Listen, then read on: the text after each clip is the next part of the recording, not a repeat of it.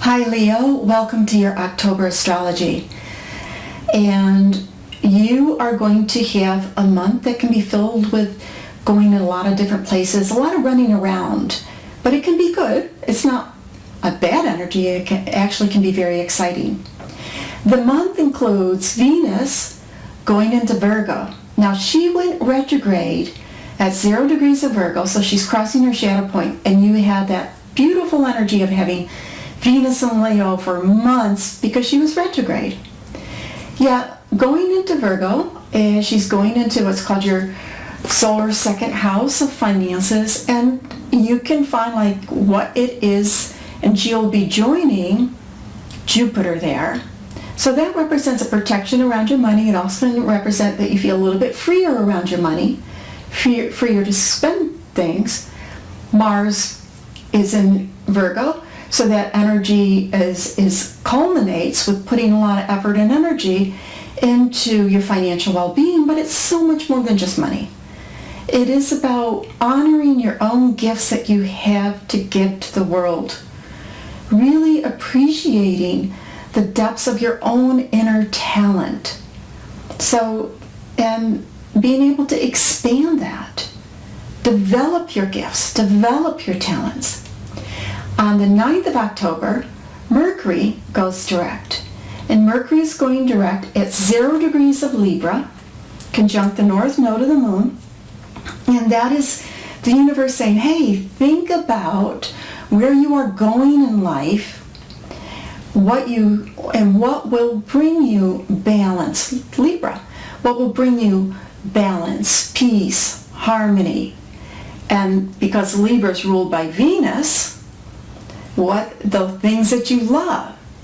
Now, Mercury and Venus, it's called mutual reception. They can work together. So there's this energy about working together and understanding in a deep way, this is what I value. Only you know what's true for you. What is it that you value? And to think about, put effort into figuring it out. This very good time to do some journaling work, figuring out, well, these are the things, this is how I can expand my talents and the things that I value in life. Now, on the 12th, we have the new moon in Libra, which is very intense. It is opposite Uranus, opposite Eris, and that energy itself, it wants change. So you might feel the sense, I just need some change, especially Leos that are born around the 13th or the 14th, you might feel a little bit more.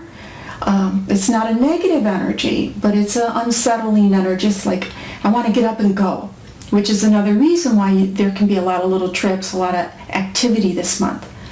And there can be a frustration with this, wherever you might have felt, why didn't I have this? Why didn't I get that job? Why didn't I get this promotion? Why don't I get recognized? Wherever you might feel frustrated about these things, just be true about it. Be real about it. Because then you can let it go and see, well, how can I bring more peace and harmony and fairness in my life? Now, there's an underlying energy in this new moon that's hard to see when you look at the chart until you dig a little bit deeper. And it's with Saturn and Neptune. And so it's an undercurrent. And Saturn and Neptune together represent despair and depression. So there's an undercurrent that you could pick up intuitively from the planet. There's a lot of people on the planet that are in dire circumstances, and those are human emotions. People do feel desperate at times or despair at times. So be cautious of your own energy. Are you picking something up intuitively? Or is there something vibrating within you? Because if there's a subconscious belief that you can't have what all this other energy is pushing you to figure out, what you love, what you value, develop your own inner talent, yes, you can do it. If you have an inner belief that you can't do it, then it will disrupt it. It will counteract all the good work that you're doing.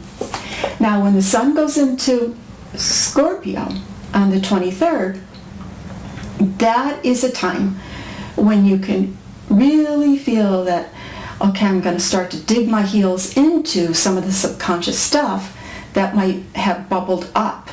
And on another level, it is time to really put some energy and effort into your home and your surroundings. So you may start to think about the end of the year is coming. What do I want to do for my home? What do I want to do for upcoming holidays with family? Things along that nature. And then at the end of the month, on the 27th, there's the full moon between the sun in Scorpio and the moon in Taurus, which is a very sexy energy, very passionate, and you're very passionate, Leo, very passionate energy.